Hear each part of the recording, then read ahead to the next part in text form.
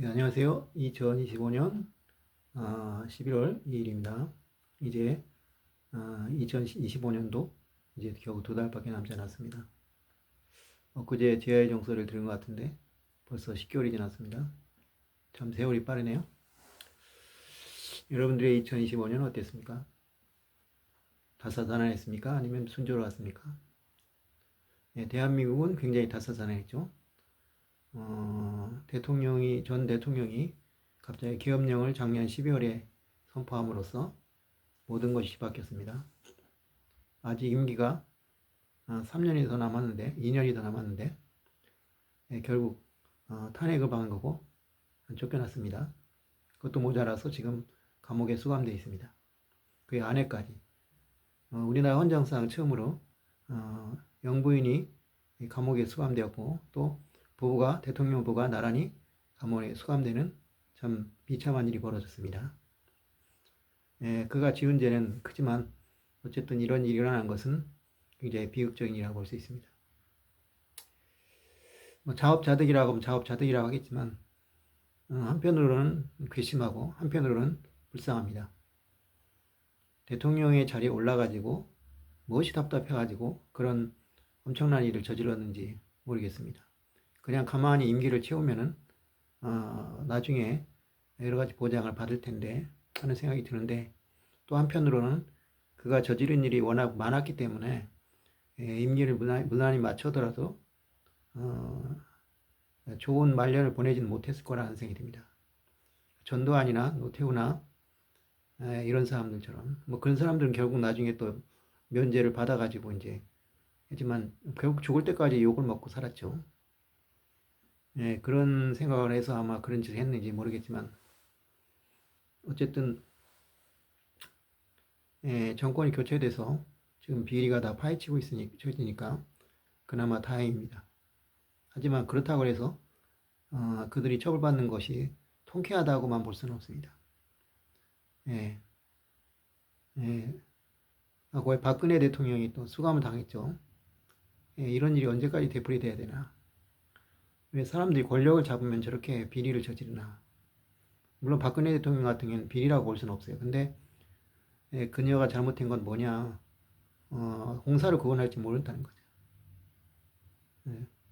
자기가 하는 일이 잘못인지를 몰랐다는 거예요. 그러니까 박근혜 대통령 같은 경우는 사람이 나쁘다기보다도 지혜가 부족하다 그럴까? 아니면은 또 독선적이에요, 너무나 그 사람이. 그러니까 왜 그러냐 하면 아버지가 유신 정권을 잡고 유신을 일으켜서 그야말로 무소불위의 영구집권한 대통령을 만들어 버렸어요. 그렇게 됐어요. 그러니까 아버지가, 근데 하필 그때 어머니가 총을 맞고 죽어서 퍼스트 레이디 역할을 한 거죠. 그때 아버지의 모습은 무소불위의 제왕 같은 대통령이었어요. 그러니까 이분이 대통령은 저렇게 된다는 식의 어떤 굉장히 착각에 빠졌던 것 같아요. 그러니까 주변 사람들의 말을 듣지 않고 계속 독단적으로 행동을 하다가 결국엔 그런 꼴을 당하게 된 거죠. 옆에 사람이 말을 했을 때, 아, 이건 내가 잘못이구나, 그럼 고쳐야겠구나, 이렇게 갔으면은 그런 탄핵을 당하는 일이 없었을 겁니다. 그런데 엉뚱하게 최순실이라는 사람한테만 의존을 해가지고 측근 정치를 해버린 거죠. 그것이 결국 화근이 돼가지고 비참하게 대통령 자리에서 물러나고 수감 생활까지 하게 됐습니다. 그러니까 악한 사람도 문제지만 어리석은 사람도 문제입니다. 저는 원래 박근혜 대통령이 그렇게 뭐 탄핵까지 당하는 건 모르겠지만 저 사람이 나라를 제대로 다스릴 수 있을까라는 생각했습니다. 왜냐하면 워낙 평판이 안 좋았어요. 그러니까 참 지혜롭지 못하랄까, 그리고 굉장히 독선적이고. 그러니까 그 사람 측근에 있는 사람 중에서 끝까지 측근으로 남아있는 사람이 거의 없었습니다. 그래서 전여옥이라는 사람이죠.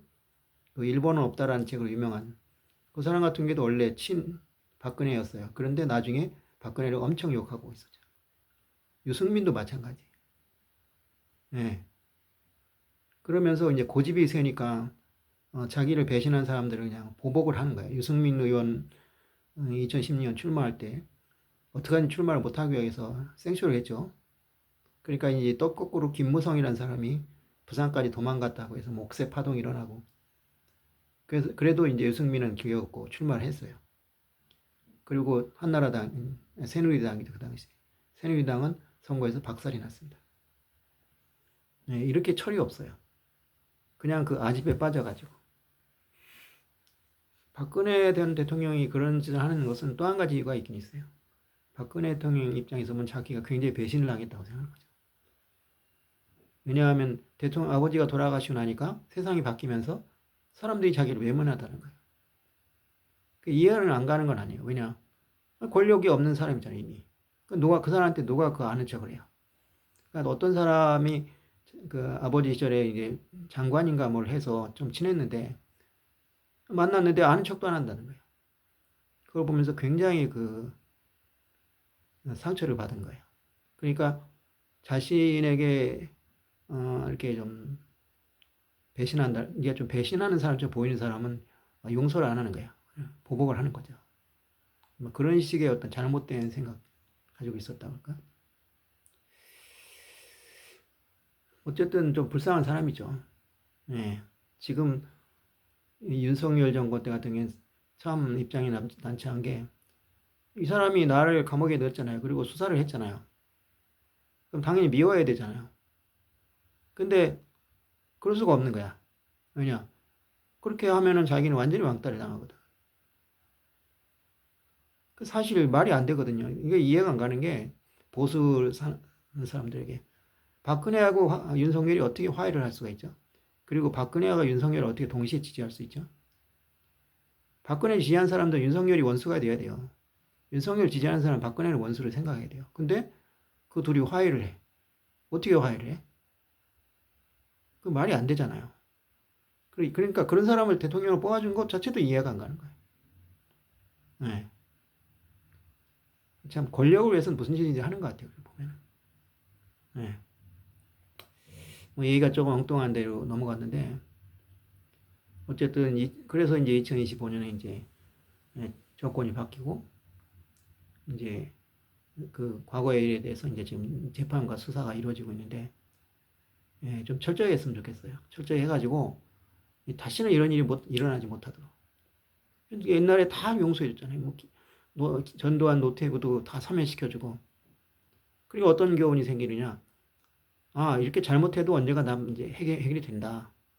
전두환이 같은 경우에는 죽을 때까지 잘 먹고 잘 살다가 갔잖아요. 뭐 노태우는 좀 다르지만 뭐 마찬가지죠. 뭐. 그리고 그 50대 못된 짓을 한 인간들이 지금도 잘 살아요. 그 후손들이. 이러면 누가 그 역사의 교훈을 받겠습니까? 아, 나중엔 다 잘 되게 돼 있어. 다 용서해 주더라. 그렇게 돼버리는 거죠. 그러니까 이참에 정말 철저하게 수사하고 조사해서 재판해가지고 어, 형을 때리고 그리고 그렇게 쉽게 사면 못 시키게 못 해야 될 것 같아요. 근데 또 정권 바뀌면 또 사면해 주겠죠? 그러면 또 이제 다음에 또 어떤 놈이 나타나서 또 무슨 짓을 할지 모르고 참 답답하네요. 뭐 그래도 어쨌든 간에 정권이 바뀌어서 다행입니다. 안 그랬으면 그 윤석열 정권의 그 온갖 죄악과 비리를 2년은 더 봤어야 되잖아요. 제가 사실은 그래서 열심히 기도했어요. 윤석열이 좀 물러나게 달라. 근데 그래서 제가 사실은 그 사람이 계엄 일으켰을 때 하나님께 감사했어요. 아, 하나님이 이런 식으로 그 사람 내쫓아주는구나. 왜냐하면 그게 아니면 방법이 없어요. 국회에서 8석이 모자른 3분의 2인데 8석 때문에 탄핵을 못 시켜요.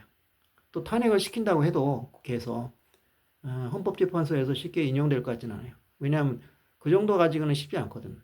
근데 계엄을 해버리니까 이제 더 이상 도망갈 방법이 없죠. 그래서 그 문영배 헌법재판관이 뭐라 그랬어요? 정치가로서 해결할 방법이 얼마든지 있는데 계엄이라고 하는 불법적인 방법을 썼기 때문에 당신은 탄핵이야. 그렇게 얘기했잖아요. 탄핵을 거꾸로 하면 계엄을 안 했으면은 탄핵이 되지 않았죠. 왜냐하면 윤석열 대통령 이외에 다른 사람 탄핵은 모조리 기각시켰어요. 그렇다고 해서 그 기각할 때 아무 잘못이 없고 아무 죄가 없기 때문에 기각시킨 게 아니에요. 분명히 잘못은 있다. 그러나 탄핵시킬 정도는 아니다. 노무현 대통령도 마찬가지잖아요. 분명히 불법이 있었다. 대놓고 열린우당을 지지해달라고 했으니까 이거는 불법 선거운동이다. 대통령의 중립 입장을 버렸다. 그러나 이것이 대통령을 탄핵시키고 파면시킬 만한 죄는 아니다. 이렇게 얘기했잖아요. 그러니까 많은 사람이 그랬죠. 뭐 이진숙도 그렇고 누구도 그렇고 분명히 잘못은 있다. 그러나 탄핵할 만한 것은 아니다. 그런데 개헌만큼은 그게 안 된다는 거죠. 여기다 국회를 봉쇄하려고 했잖아요. 이건 완전히 불법이죠. 예, 이거는 뭐 빼도 박도 못하는 거예요. 그러니까 탄핵이 된 거죠. 지금도 윤석열이가 대통령이라고 생각해봐요. 정말 끔찍해요, 끔찍해. 그래서 저는 감사해요. 하나님이 이렇게 내 기도를 들어주셨구나. 이런 생각이 드는군요. 근데 어쨌든 간에,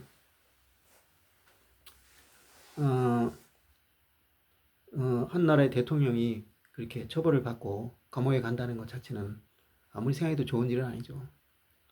한편으로는 왜 저 사람이 저랬을까? 나는 사람에게 충성하지 않는다. 이렇게 해가지고 사람들 감동시켰잖아요. 야, 저런 검사가 있구나.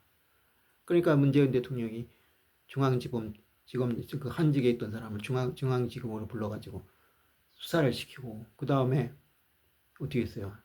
검찰총장까지 시켜줬잖아요. 네.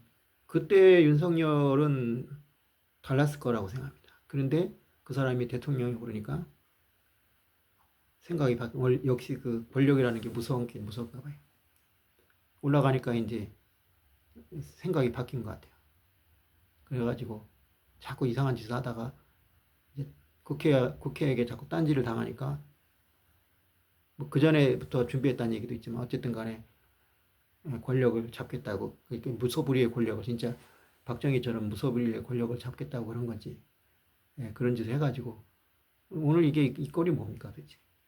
감옥에 갇혀가지고 한 나라의 대통령을 했던 사람이 교도관들에게 뭔가 수모당하면서, 그리고 거기다 또 아내까지 그 모양이 되고, 이게 다 욕심 아니에요, 욕심. 아니, 대통령까지 됐으면은 무난하게 임기를 마쳐도 평생 죽을 때까지 이 명예를 누리면서 사람들이 사랑과 존경을 받으면서 살 수 있잖아요. 근데 뭐가 아쉬워서 거기다 또 권력을 누리려고 그래요. 예? 언제부터 윤석열이라는 사람이 대한민국의 투사가 돼서 이 나라를 혁명으로 바꿔야겠다는 생각을 가지고 있었던 것도 않아요. 예? 그 사람들이 산 삶을 보면은 그런 생각을 가질 사람이 아니에요. 뭐 이 나라를 내가 철저하게 개혁해야겠다 이런 생각이 있던 사람도 아니야. 그런데 권력을 잡으니까 이렇게 바뀌어버린 거야. 그야말로 선무당이 사람 잡은 거죠. 사람이 그러니까 왜 우리나라 공직자들은 그런 생각 못 하는지 모르겠어. 내가 이 공짜를 해가지고 이 나라를 좌지우지한다. 이 나라를 내가 움직인다. 라는 그런 자부심을 가지고 살 수 없을까? 왜 그렇게 많은 콩고물을 뜯어먹으려고 애를 쓰는가? 우리나라 사람들이 바로 돈이면 다다. 콩고물을 많이 뜯는 게 뭐야? 결국 돈 아니에요. 그러니까 재산을 늘려가지고 똥똥으로 살겠다. 왜 그런 생각만 하는지 모르겠어요. 검사들도 마찬가지예요. 내가 대한민국 검사다. 이 나라의 정의를 지킨다. 그런 마음에 그런 자부심을 가지고 살아도 행복할 것 같은데, 또 영화 있잖아요. 지성이라는 배우가 나와서 한 거. 그때 거기서 유명한 장면 있잖아요. 이 사람이 이제 로펌으로부터 이제 스카우트를 받았어요. 그러니까 이제 아내하고 상의하겠다 전화했어요. 그래서 아내한테 뭐라고 했냐면, 저 사람들이 내 연봉을 월급으로 준다거든요. 연봉이 얼마겠어요? 한 뭐 7, 8천, 많아야 한 5, 6천, 7천, 8천 되겠죠. 근데 그거를 월급으로 주겠대요. 그러니까 12배가 되는 거죠. 그때 아내가 뭐라 했어요? 당신 하고 싶은 거 하라고. 우리가 돈이 중요한 게 아니다. 뭐 물론 실제로 그런 일이 없겠죠. 그런 얘기를 듣고 그러면 그렇게 해라 그러지. 우린 돈 필요 없다. 그러니까 당신 하고 싶은 애 이런 여자가 과연 있을까요? 그건 뭐 누구나 마찬가지일 거예요. 근데 그 영화상으로 보면 그 여자는 아마 자기 남편이 검사를 하면서 정의의 사도가 된 그 가치에 굉장히 뿌듯함을 느끼고 있었던 것 같아요. 왜 그런 것을 못 느낄까요? 그렇다고 검사 월급이 못 먹고 살 돈도 아니고, 또 나중에 검사를 그만두면 그때 변호사가 돼서 또 돈을 벌을 수도 있거든. 그러니까 먹고 사는데 아무 지장이 없는데 더 많은 걸 노리는 거야. 더 많은 욕심. 그것 때문에 결국은 이제 전관 비리다, 뭐다, 예우다 해가지고 온갖 비리를 저질러요. 예? 그러니까 전관 예우라는 게 왜 나빠요? 벌을 받을 사람이 벌을 안 받고, 벌을 안 받을 사람이 받게 된다. 그래서 유전 무죄, 무전 유죄라고 나왔잖아요. 그러니까 그게 그냥 단순한 뇌물이 아니니까. 뇌물이라는 건 그래서 나쁜 거예요. 올바르게 일이 이루어지지 않게 돼 있어. 올바르게 일이 이루어지는데 왜 돈을 줍니까? 당연히 안 주죠. 아니 뭐 저기 누구야? 윤학자입니까? 그 사람이 어? 그 사람한테 돈을 받았대냐? 이제 권선동이라는 사람이. 그것도 마찬가지예요. 그 돈을 왜 주겠어요? 어? 안 준다고 그건 다 이유가 있으니까 주는 거야. 우리나라는 일본하고 틀려요. 일본 같은 경우에는 전경련이라는 단체가 있는데 아직 우리도 있지만 거기는 닉게이렌이라고 하죠. 일경련이라고. 거기서 그냥 돈을 걷어서 줘요. 근데 그거는 특정한 사업을 위해서 주는 게 아니라 이권을 위해 주는 게 아니라 그냥 자민당이 활동을 잘해야 우리가 잘 된다는 생각으로 주는 거예요. 그건 상관없어요. 그건 정치적으로 아무 문제가 없어. 그건 뇌물로 치지 않아요. 내가 자유민주당이 이 나라 정권을 잡고 있어야 자기들이 사업하기 좋다. 그러니까 그걸 주자. 엄밀히 말하면 뇌물이지만 그 정도는 이해해줘요. 근데 우리나라는 정치자법에 의해서 그런 식의 뇌물을 그런 식의 정치자금 줄 수가 없게 돼 있어요. 그리고 기업이 줄 수도 없고. 그러니까 이제 결국 이제 뒷돈으로 주는 거죠. 일본은 그런 거 너무너무 다양해요. 그래서 파티권이라 가지고요. 파티를 열어요. 그리고 파티 참가권을 팔아요. 그걸 기업가들이 막 엄청나게 사는 거예요. 막 몇 억 원씩. 근데 명분이 파티에 참가할 권한을 산 거니까 뇌물이라고 안 치는 거죠. 대가를 줬다. 그렇지만 결국은 정치자금이거든요. 근데 일본에서도 정치자금으로 걸리는 거는 특정한 대가를 요구하는 경우. 근데 우리나라는 그런 식의 막연한 뇌물은 없고요. 특정한 것을 요구하는 게 있어 뇌물을 주죠. 그러니까 윤학자가 왜 줬겠어요? 당연히 자기하고 무슨 이권이 있으니까 그렇죠. 뭐 어쨌든 그렇게 해서 돈을 받아서 윤석열을 당선시켰다. 그렇게 그 대신에 뭔가 있었겠죠. 그러니까 정말 그 돈이 없어서 먹고 사는 게 힘들어서 뭐 물건 훔쳤다거나 그런 사람들도 물론 잘한 건 아니지만 그런 건 이해 가요. 얼마나 힘들었으면 물건 훔쳤을까. 그런데 충분히 먹고 살 수 있는 사람들이 또 죄를 저질러요. 그렇게. 왜? 더 살기 위해서. 더 많은 돈을 벌기 위해서. 이거는 너무 뭐냐면 사람이 자부심이 없기 때문에 내가 어떤 일을 해가지고 내가 어떤 공직을 맡아서 검사로서 아니면 대통령으로서 아니면 어떤 장관으로서 그 일 한다는 것 자체를 명예롭게 생각하고 그래서 이 일을 내가 충실히 해서 이 나라 발전에 기여한다. 그 자부심을 가지고 살 수가 없어요. 우리나라는. 왜냐? 아무리 자부심이 많아도 돈이 없으면 인정을 안 해주거든요. 네. 오늘은 그런 얘기를 좀 하려고요. 그러니까 욕심이 부르는 오늘 제목은 욕심이 부르는 재앙, 과유불급의 교훈. 과유불급이라면 아시겠죠? 과한 것은 이루지 못한 것과 같다. 그러니까 너무 지나치면은 부족함만도 못하다. 부족함만 못하다가 아니라 이루지 못한 것 같다예요. 그러니까 어떻게 해야 돼요? 너무 지나친 것도 좋은 건 아니다. 그런 말이죠. 옛날에 이 얘기를 내가 지금 기억하는 게 하나가 중학교 2학년 때 담임 선생님이 얘기하셨어요. 이분이 이제 어떤 학생을 얘기하는데 이 학생이 공부를 잘하는데 시험 보기 전날에 이제 공부를 더 잘하고 싶으니까 독서실에서 밤을 새게 됐어요. 그래서 밤을 새고 공부해서 왔어요. 그런데 이제 학교 갈 때까지 시간이 좀 남아 있었어요. 그래서 어떻게 했느냐? 좀 잠깐만에 눈을 좀 붙여야겠다 싶어서 어머니한테 좀 깨워달라 하고 잠을 잤어요. 그런데 그 어머니가 애를 깨우는 걸 잊었어요. 왜 깨워주면 되냐? 이 양반이 집에서 살림하는 분 같으면 깨웠겠죠. 그런데 일을 하는 분이었어요. 그래서 그냥 일을 나가버린 거예요. 그 일어나 보니까 해가 중천이 된 거예요. 학교 가니까 이미 종례 시간이 된 거예요. 시험을 아예 못 봐버렸죠. 그래서 과외불급이다. 그러니까 아, 과외불급이 넘쳐나는 거예요 지금. 그러니까 사람이 살 만큼 있으면은 그걸 만족해야 되는데 그렇지 못하는 거예요. 지금 자, 오늘 성경 말씀 읽읍시다. 욕심이 잉태하여 죄를 낳고 죄가 장성하여 사망에 이르나니. 야고보서 1장 15절 말씀. 예, 욕심이 잉태하여 죄가 됐고 그 다음에 죄가 장성하여 사망에 이른다. 그렇잖아요. 그냥 욕심 자체는 큰 게 아니에요. 그러니까 이제 욕망이라고 하죠. 욕망 자체는 있는 거죠. 내가 돈이 필요하다. 이게 무슨 죄는 아니잖아요.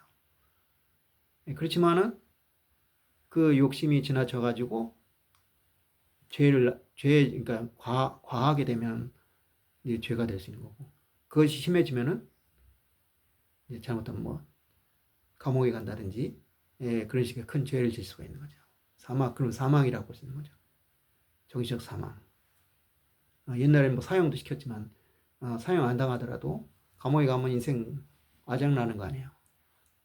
예. 그런 식의 일이 벌어지고 있다 지금. 오늘 그 얘기를 좀 하겠습니다. 자, 잠깐 기도합시다. 하나님 아버지 감사합니다. 오늘도 부족한 종이 말씀을 전할 때 주님께서 함께 해주셔서 잘못된 말, 헛된 말, 그런 것은 하나도 담지 않게 해주시고 인간의 말을 담지 않게 해주시고 오직 하나님의 말씀만 전할 수 있도록, 하나님의 뜻대로 전할 수 있도록 인도해 주시옵소서. 이 말씀을 들은 사람들이 은혜 받고 자신들의 삶을 돌아보고 그리하여 죄와 사망의 법에서 벗어날 수 있도록 역사해 주시옵소서. 감사드리며 예수님을 기도했습니다. 아멘. 오늘날 이제 지금 큰 문제가 되는 게 부동산이거든요. 근데 지금 우리나라의 부동산은 정말 미친 거예요. 그러니까 지금 이렇게 생각해 보면은 이 부동산이 이렇게 값이 이렇게 오를 수가 없거든요. 근데 제가 경제학자로서 얘기를 하자면은 이런 생각이 들어요. 이게 이제 정답은 아니겠지만 이 지금 시중에 있는 돈이 많이 지금 묶여 있어요. 묶여 있는데 왜 묶여 있냐? 경제가 안 좋으니까 그렇죠. 경제가 안 좋으니까 어떻게 되냐? 그 돈이 나갈 곳이 없어요. 나갈 곳이. 생각해 보세요. 기업이든 뭐든 간에 경제 상태가 안 좋으면 그 돈을 쓸 수가 없어요. 투자를 할 수가 없어요. 그래가지고 경제가 돈이 묶여 있어요. 거기다가 경제가 안 좋다는 이유로 고용 상태도 안 좋아요. 고용 상태가 안 좋으니까 어때요? 돈을 쓸 수 있는 사람이 별로 없죠. 그래서 이번에 이제 소비 쿠폰 발행했잖아요. 그걸 보니까 이제 효과가 나긴 나요. 그런데 그거는 일시적인 효과밖에 없죠. 실제로는 많은 사람이 고용이 되고, 그래서 그 고용된 사람들이 돈을 어디가 써야 돼요. 먹고 사는 걸로. 먹고 사는 걸 쓰게 되면은 그것이 자영업자를 이제 배부르게 하고, 자영업자가 또 돈을 써서 또 기업이 살아나요.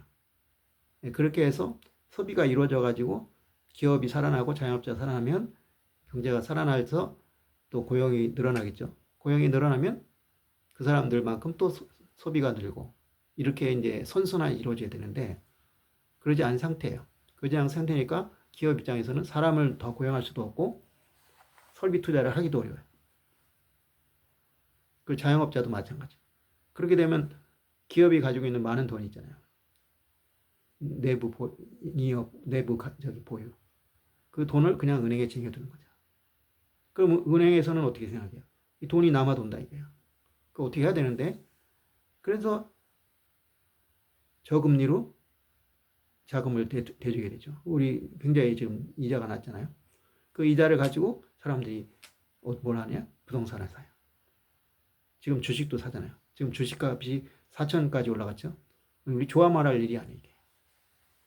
이게 일본이 지금 그렇거든요. 일본이 2012년에 주가가 평균 1만 엔이었어요. 지금 5만 엔 가까워졌어요. 5배 올랐어요. 근데 일본의 경제가 좋으냐? 전혀 아니에요. 그 뭐냐? 이 돈이 사실은 주식시장으로 가는 것이 아니라 실물 경제에서 쓰여가지고 설비 투자를 하고 그렇게 해서 경제 자체가 성장을 해야 되는데 그게 안 되니까 그냥 은행으로 다시 갖고 은행에서 그 돈을 가지고 사람들이 돈을 빌려서 주식을 산 거예요. 그러니까 주식에 몰리는 거죠. 아니면 돈 가진 사람들이 주식으로 몰린 거예요. 그래서 저렇게 커진 거죠. 높아진 거죠. 아무 도움이 안 돼요, 경제에. 그러니까 지금 부동산은 말할 것도 없지만 주식값이 4천이 됐다고 해서 이게 과연 좋을 것인가라는 의구심 가질 수밖에 없어요. 네. 그러니까 가장 중요한 건 뭐냐면 사람들이 소비를 해줘야 돼요. 소비를 할 수 있는 여건을 만들어줘야 돼요. 그런데 그게 안 되는 거예요. 이럴 때 할 수 있는 방법은 뭐 하나밖에 없어요. 돈을 막 풀어야 돼요. 풀 수가 없어요. 그래서 이제 그 사람들이 돈을 못 쓰니까 경제가 위축되니까 기업도 돈을 안 쓰고 근데 돈을 은행으로 전부 그냥 모여서 거기서 그냥 머물러 있으니까 은행 입장에서 답답하죠. 그러니까 막 저금리로 사람들한테 막 대출을 해주니까 그 돈 가지고 부동산 사고 그 다음에 은행 주식 사고 이러고 있다는 이제 지금 제 나름대로 생각이 들어요. 네, 그래서 이렇게 부동산이 오르고 있다. 그러고 일단 잠정적으로 좀 생각합니다. 근데 아시겠지만 부동산이나 주식이 어느 정도 가격을 오르는 건 괜찮아요. 그거는 경제에서 나쁜 건 아닙니다. 그러니까 원래 소프트한 인플레이션은 경제가 좋다는 거예요. 왜냐? 경제 수요가 공급보다 조금 많기 때문에 오른 거예요. 그러니까 수요가 공급보다 많을수록 물가가 오르거든요. 근데 약간 오른다. 뭐 2%, 3% 인플레이다. 그러면 그거 괜찮은 거예요. 왜냐? 그러면 기업 입장에서 야, 물건이 빨리 딸린다 지금.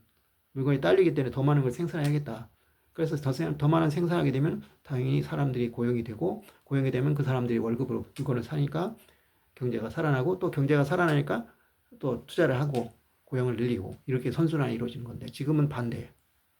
물건 안 사줘. 안 사주니까 고용이 줄이거나 오히려 그대로고 그렇기 때문에 소비가 늘지 않고 계속 그 정치 상태, 그 악순환이 계속되고 있는 거죠.